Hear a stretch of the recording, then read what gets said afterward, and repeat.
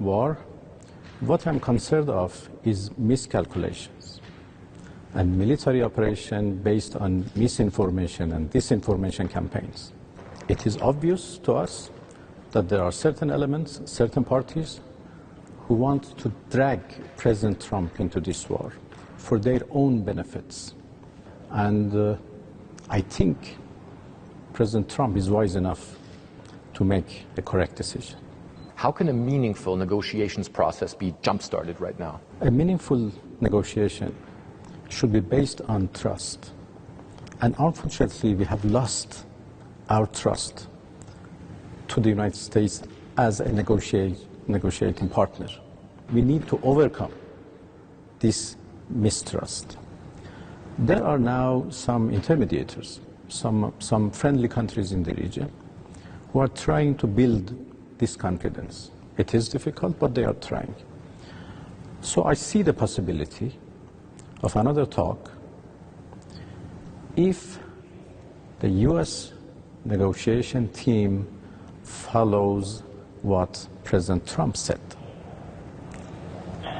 to come to a fair and equitable deal to ensure that there is no nuclear weapons. So if this confidence is built, if you get to that stage, you are ready and willing to sit down directly with the American side, with someone like Witkoff, and talk?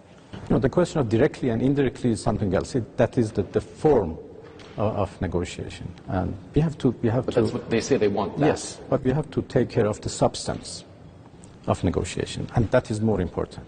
Yeah, and President Trump says that negotiations are already going on. He has said overnight that there is negotiations taking place.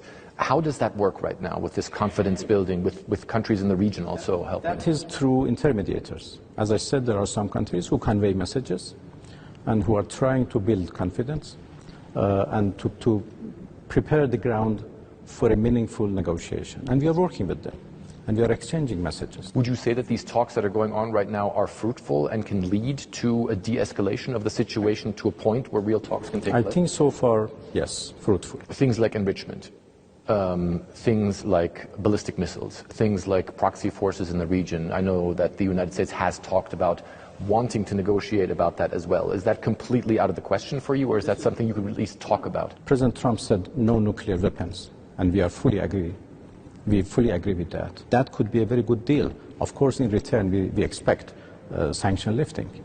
So that deal is possible. Let's do not talk about impossible things. What do you think the consequences would be if there was a full-on military confrontation between Iran and the United States? Because I know your military has changed its doctrine, that if there is a major attack, it would be considered existential for the Islamic Republic. What would that mean for the region here? If war starts, that would be a disaster for everybody. In the previous war, we tried hard to limit the scope of war between Iran and Israel. This time, if it is between Iran and the U.S., since the U.S. bases are spread all over the region, then inevitably,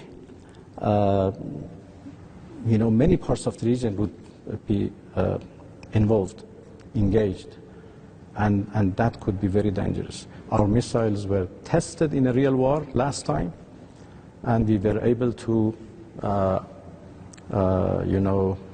understand their problems, their weak points, and their strengths. So we learned many lessons from those 12 days of war, and I think we are now very well prepared. But again, being prepared doesn't mean that we want war. We want to prevent a war. President Trump said he's also concerned about the rights of those who are in custody. As you know, he said that he believes that he prevented hangings from taking place here in Iran.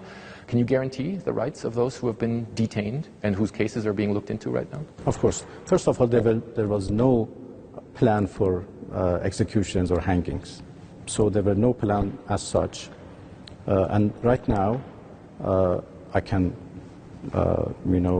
affirm that the right of each and every person who is arrested and detained would be observed and guaranteed.